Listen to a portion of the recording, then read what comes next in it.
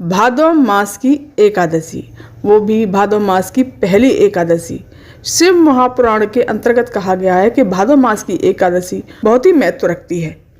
पूज्य गुरुदेव ने अपनी कथा में स्वयं बताया है कि एक तो सावन मास की एकादशी और एक भाद्रपद की एकादशी बहुत ही विशेष महत्व रखती है। कोई भी व्यक्ति इस दिन अगर व्रत रख लेता है तो उसके सारे व्रत और अनुष्ठान कर लेता है, पूजा पाठ कर लेता है, तो उसके सारे दुख, सारी परेशानियां दूर हो जाती हैं और इससे मनवांछित फल की प्राप्ति होती है। इसलिए दोस्तों, भादो मास की एकादशी का बहुत ही महत्व माना गया है।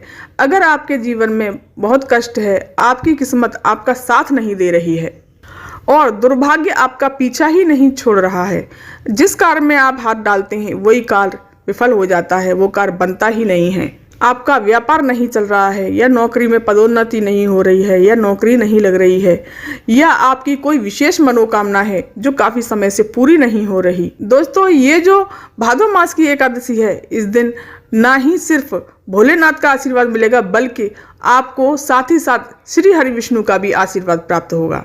इसके लिए मात्र आपको एक छोटा सा उपाय करना है। 3 समी के पत्ते लेने हैं। वो उपाय मैं बताऊंगी आपको, डिटेल में विस्तार से बताऊंगी कैसे करना है। पूज्य गुरुदेव की कथा सुन करके ये उपाय मैं आपको बहुत अच्छे से समझाऊंगी। अगर कोई चीज़ आपको समझ में नहीं आती है तो आप प्लीज़ कमेंट करके पूछ सकते हैं।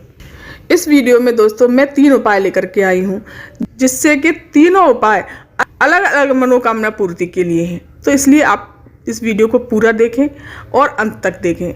जानते हैं दोस्तों, पहला उपाय, अगर आपके घर में धन की बहुत ज़्यादा कमी है, धन कहीं से ही नहीं आ रहा, धन से जुड़ी हुई बहुत सारी समस्याएं चल रही हैं, बहुत प्रयास कर रहे हैं फिर भी धन की कोई आवक नहीं हो रही है, और आपके घर में क्लेश होता है, और या फिर आपके घर में सुख शांति नहीं रहती। सुख शांति के लिए, धन के लिए और क्लेश के लिए ये उपाय बहुत ही अचूक और अच्छा उपाय बताया है पूज्य गुरुदेव ने। तो उनकी वीडियो सुन करके मैं इस उपाय को बता रही हूँ। या फिर पति पत्नी के बीच में बहुत सारे कलेश होते हैं, बहुत ज़्यादा ही टेंशन रहती है, तो दोस्तों कुल मिला करके ये है कि मात्र इस उपाय को, एक उपाय को करने से सारी दिक्कतें, सारी समस्याएं दूर हो जाएंगी, सारे कष्ट दूर हो जाएंगे, धन की आवक होना स्टार्ट हो जाएगी, परिवार में सुख शांति आएगी और क्लेश खत्म होंगे और पति पत्नी के बीच मधुर संबंध बनेंगे। चलिए जानते हैं इस उपाय को कैसे करना है। आपको ले लेना है थोड़ा सा पीला चंदन।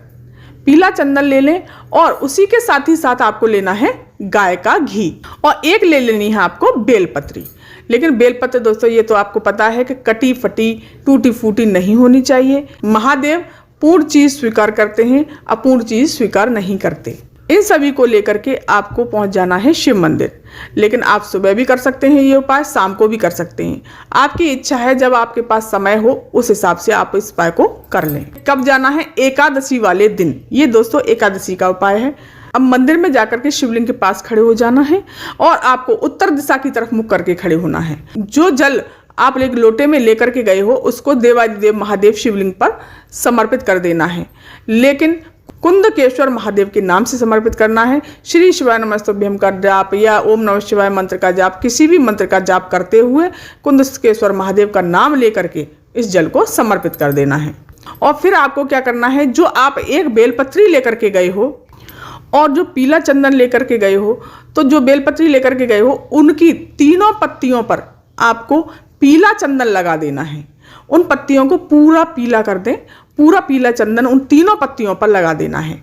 और जो घी लेकर के गए हैं उस घी को आपको कहाँ लगाना है ये मैं बताती हूँ आपको, कि बीच वाली पत्ती और दोनों पत्तियों के बीच में जो गैप होता है वहाँ पर उस घी को, जो गाय का घी है ना, उस घी को लगाना है। और यहीं से जहां आपने गाय का घी लगाया है वहीं से डंडी से पकड़ करके आपको माता अशोक सुंदरी वाली जगह पर समर्पित कर देना है। लेकिन डंडी का भाग जलाधारी की तरफ रहना चाहिए और पत्ती का भाग शिवलिंग की तरफ रहना चाहिए। और जो चिकना भाग है जहां आपने चंदन और घी लगाया है, अशोक सुंदरी की तरफ उल्टा करके समर्पित करना है, ना कि सीधा करके। अशोक सुंदरी वाले स्थान पर जब समर्पित करेंगे तो उसको पकड़े ही रहें और वहां पर समर्पित करें।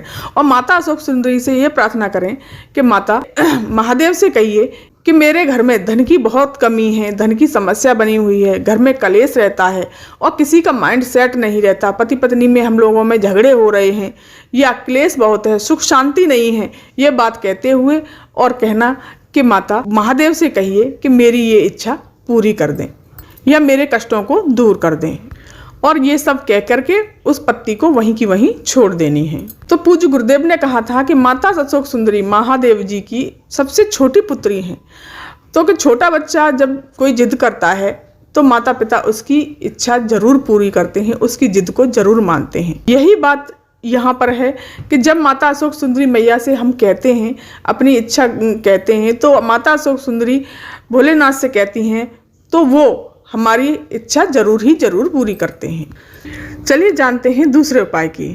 दोस्तों, ये उपाय माता अशोक सुंदरी के नाम से भी जाना जाता है। दोस्तों, आप तो जानते ही होंगे, माता अशोक सुंदरी भगवान भोलेनाथ की, भगवान शिव की सबसे प्यारी पुत्री, सबसे छोटी पुत्री अशोक सुंदरी हैं। जो भी नारी, जो भी स्त्री पुरुष इस उपाय को, अशोक सुंदरी माता के इस उपाय को कर लेता है, उसकी मनोकामना शीघ्र से शीघ्र पूरी हो जाती है। आपकी कोई हृदय की कामना है और वो बहुत सालों से पूरी नहीं हो रही है, या कोई आपकी विशेष मनोकामना है जो सालों से पूरी ही नहीं हो रही है, तो आप मात्र इस छोटे से उपाय को जरूर करिएगा। चलिए जानते हैं दोस्तों इस उपाय के बारे में।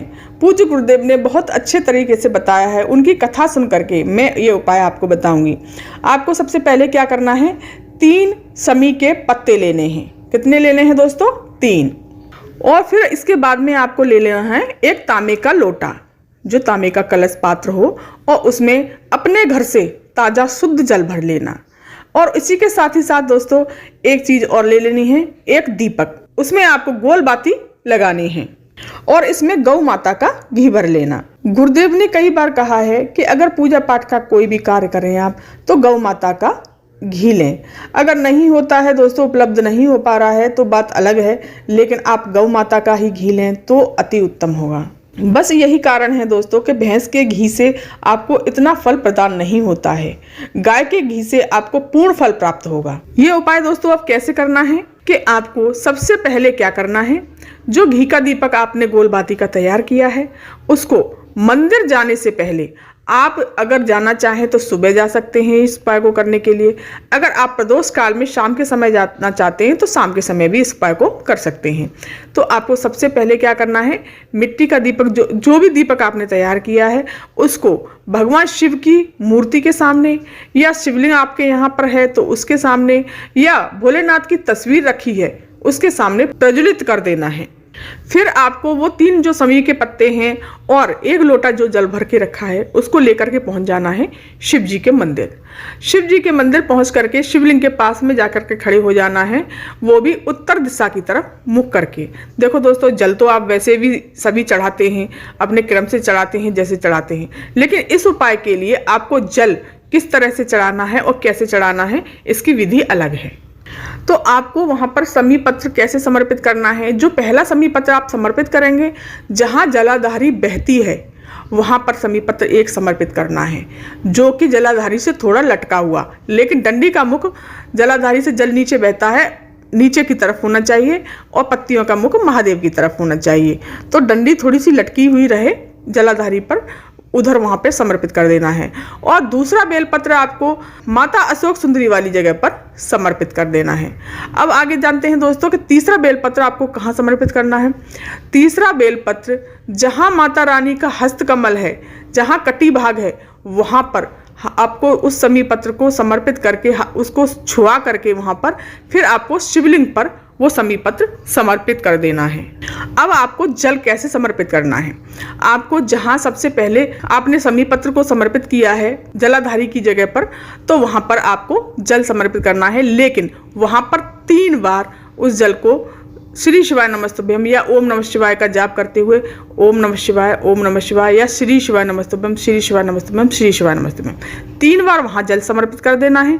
फिर अशोक सुंदरी वाली जगह पर जहाँ आपने समी पत्र समर्पित किया है, माता अशोक सुंदरी वाले स्थान पर समर्पित करना है जहाँ आपने समी पत्र को समर्पित किया हुआ है। फिर आपको तीसरा जल जहाँ शिवलिंग पर समी पत्र को समर्पित किया हुआ है 3 बार वहाँ पर भी समर्पित करना है। वो सारा जल 3 बार में शिवलिंग पर आपको समर्पित कर देना है और ओम नमः शिवाय या श्री शिवाय नमस्तुभ्यं का जाप करते हुए फिर वहाँ पर थोड़ी देर आप बैठेंगे और अपने हृदय की कामना करते हुए अपना नाम और गोत्र बोल करके आपकी जो भी कामना है, जो भी इच्छा है, जो भी आपने मन में हृदय में सोच के रखा हुआ है, और फिर आपको उस शिवलिंग पर अपनी हथेली रख करके, अपना हाथ रख करके अपनी मनोकामना बोल देनी है। जो भी मनोकामना है, बाबा मेरी ये इच्छा है या मेरी ये मनोकामना है, हथेली रख करके आपको ये मनोकामना बोलनी है। पूज्य गुरुदेव ने कहा है कि मात्र 1 या 2 एकादशी करके देखिए, आपकी मनोकामना इच्छा जरूर शीघ्र से शीघ्र ही पूरी होगी। ये दोस्तों बहुत ही अचूक और अच्छा उपाय बताया है गुरुदेव ने। आप अपनी श्रद्धा भाव से और बड़े प्रेम से इस उपाय को करिए, आपकी इच्छा जरूर ही जरूर पूरी होगी। चलिए जानते हैं अगला उपाय। अगर आपकी किस्मत आपका साथ नहीं दे रही है, आपको ऐसा प्रतीत होता है कि इस दुनिया में आप ही सबसे बदकिस्मत इंसान हैं, जिस कार्य में आप हाथ डालते हैं वो उसमें सफलता ही नहीं मिलती, आप परेशान हो चुके हो, व्यापार खोला तो व्यापार नहीं चल रहा, दुकान खोली तो दुकान नहीं चल रही और नौकरी में भी तरक्की नहीं हो रही है, आपके जो छोटे लोग हैं जो उन्होंने बाद में शुरू किया है या कोई भी कार्य है जो आपके छोटे लोग हैं वो तरक्की करते जा रहे हैं, लेकिन आप तरक्की नहीं कर पा रहे हैं, आपकी किस्मत साथ ही नहीं दे रही है। आपको बस एक छोटा सा उपाय करना है दोस्तों, कभी भी करना, लेकिन आप अभी से शुरू कर दें तो बहुत अच्छा है। आपको सबसे पहले क्या करना है, एक लोटा ले लेना है तांबे का कलश और उसमें जल भरना अपने घर से और उस जल को लेकर के पहुंच जाना शिव मंदिर। शिव मंदिर पहुंच करके शिवलिंग के पास खड़े होकर के उत्तर दिशा की तरफ मुंह करके खड़े हो जाना है और आपको ये जल अवधूतेश्वर महादेव के नाम से शिवलिंग पर समर्पित करना है। और जल समर्पित करने के बाद ये आपकी जो 3 उंगलियां हैं, 3 उंगलियों को जैसे चंदन लगाते हैं 3 उंगलियों से शिवलिंग पर, इसी प्रकार से 3 उंगलियों को शिवलिंग पर फेर देनी है और उन्हीं 3 उंगलियों को फेर करके आपको अपने मस्तक पर फेर लेनी है। ये कार्य आप अगर रोज करते हैं, प्रतिदिन करिएगा दोस्तों।